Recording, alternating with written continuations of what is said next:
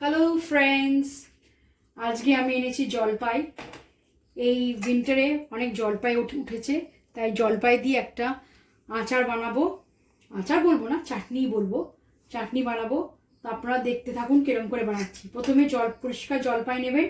জলপাই নিয়ে এরম করে কেটে নেবেন, মুখটা কেটে, কেন আমি খোলা শুদ্ধ বানাবো সেই জন্যে। পরিষ্কার দেখে নিয়ে খোলাটা কেটে তারপর ওটাকে সেদ্ধ করতে হবে। তো খোলাগুলো আগে আমি এগুলো কেটে দিচ্ছি, এরপর মুখগুলো কেটে নেবেন, কেটে সেদ্ধ করতে হবে। কেটে নিই, এরকম করে সেদ্ধ করে নিয়েছি। দেখুন কালারটা পুরো চেঞ্জ হয়ে গেছে। এবারে জলটা ফেলে দেবো, ফেলে ভালো করে চটকে নেব। এবার এই জলপাইগুলো সেদ্ধ হয়ে গেছে, এগুলো জাস্ট হালকা হাতে এমনি করে ম্যাশ করে নেব। হালকা হাতে ম্যাশ করে নেব। এইগুলো অ্যাকচুয়ালি ইন্ডিয়ান অলিভ বলে, মানে ওয়াইল্ড অলিভ বা ইন্ডিয়ান অলিভ জলপাইগুলোকে বলা হয়। এরকম হালকা হাতে এরকম করে জাস্ট ম্যাশ করে নেবেন, তাহলে খেতে ভালো হবে, মুখে লাগবে না। সব কটা অলিভ একটুখানি করে নেবেন, ম্যাশ করে কড়ার মধ্যে দেবো, তো এরকম করে করে জাস্ট হালকা হাতে ম্যাশ করে নেবেন। তারপরে কড়াতে চালিয়ে দিই। তারপরে একটু গ্যাসটা জ্বালিয়ে গ্যাসে অল্প তেল, জাস্ট 1 চামচ মতন তেল দেবেন, দিয়ে গোটা জিরে, 1 চিমটে গোটা জিরে ফোড়ন দেবেন, আর 1 চিমটে 5 ফোড়ন দেবেন। তারপরে একটু নাড়বে, গরম হোক, একটু নাড়বে।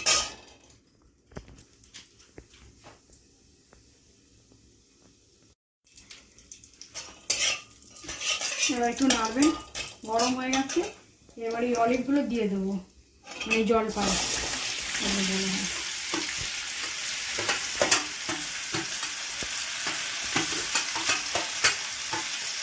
জলপাইগুলো দিয়ে একটু নাড়বেন।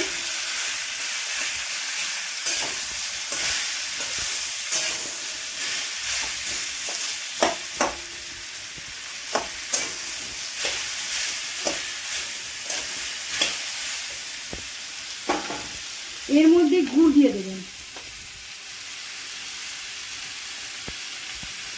ভিজে রেখেছি, পুরো টাইট হয়ে গেছে গুড়গুলো। আমি গুড় দিয়ে করবো, আর খুব ইজি রেসিপিটা খুব তাড়াতাড়ি হয়ে যায়। যে যেরকম মিষ্টি খাবে সেরকম দেবেন আপনারা।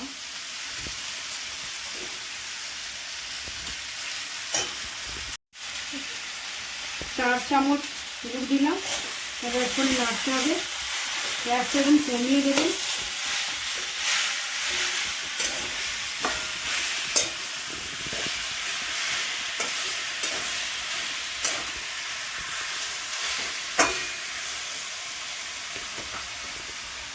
হালকা অল্প একটু জল দেবেন। একটু গলেই গেছে, জলপাইগুলো তো গলেই গেছে, কিন্তু একটুখানি জাস্ট জল না দিলে, একটু হালকা জল দিন, একটু ফুটুক।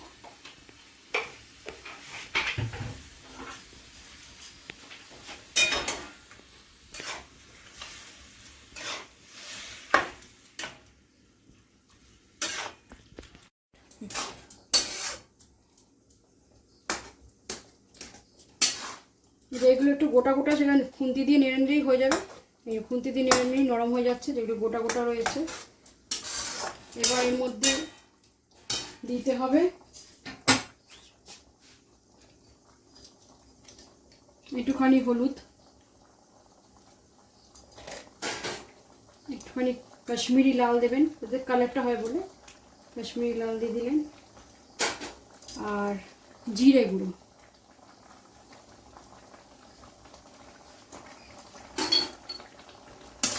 এইগুলো দিয়েই জাস্ট নাড়বেন একটুখানি।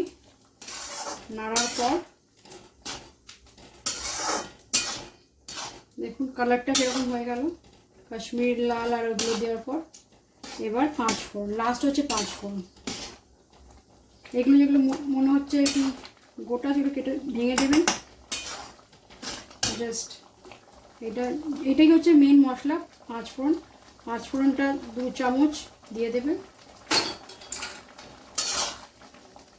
কি সুন্দর গন্ধ বেরোচ্ছে 5 ফোড়ন।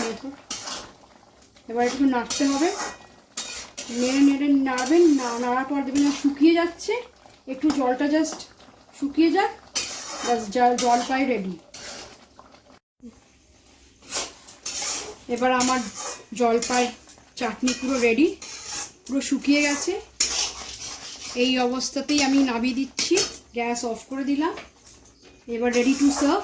এটা খুব ভালো জলপাই, it's very good for your skin, আর চুলের জন্য খুব ভালো।